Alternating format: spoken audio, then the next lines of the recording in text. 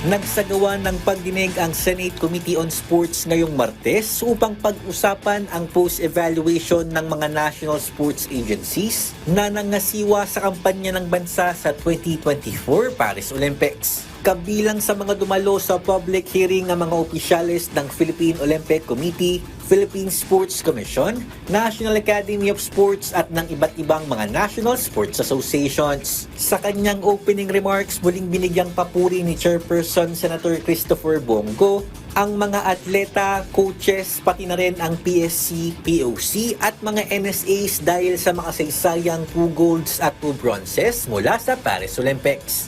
Dagdag pa ni Go, patuloy ang kanyang layunin na taasan ang budget para sa Philippine sports. First of all, I congratulate our Filipino athletes who participated and exemplified admirable dedication and perseverance in the 2024 Paris Olympics. I am so proud that we have made history as we were able to reap not only 1 medal but 4 medals in the biggest and grandest sporting event in the world. No, history po ito.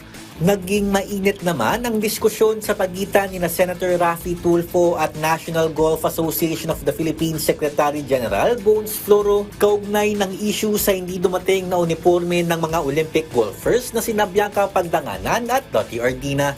Ayon kay Floro, naipit sa customs ng France ang mga competition gears. Nakahanap naman umano ng kapalit pero hindi ito tugma sa sizes ng mga atleta. Dahil dito, hindi kumbensido si Tulfo sa naging paliwanag ng NGAP. Anya, malaking kahihiyan para sa ating mga atleta na naglaro sa Olympics na walang official uniforms.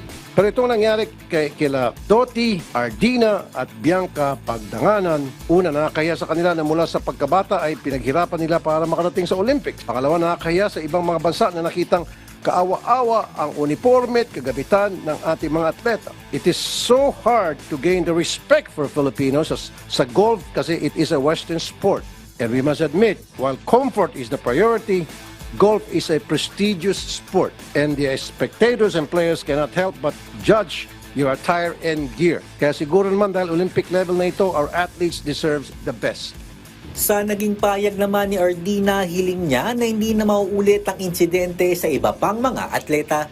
Kasi kaya din naman ako gumawa ng statement dahil yun lumabas na statement galing sa POC at NGAP. Hindi naman kasi yun ang talagang nangyari. Kaya naglabas ako para klaruhin yung pangalan ko. Kasi parang ako yung ako yung nasisi o parang nabaliktad na ako pa hindi nagsuot ng uniform. Kasi kung tutuusin nyo, hindi naman ako bibili kung hindi naman palpak yung binili nila na plan B. Kaya yun kaya ako din nagawa yung video at yun na nga para din sa susunod hindi na nga maulit. Daryl Clares para sa Pambansang TV sa Bagong Pilipinas.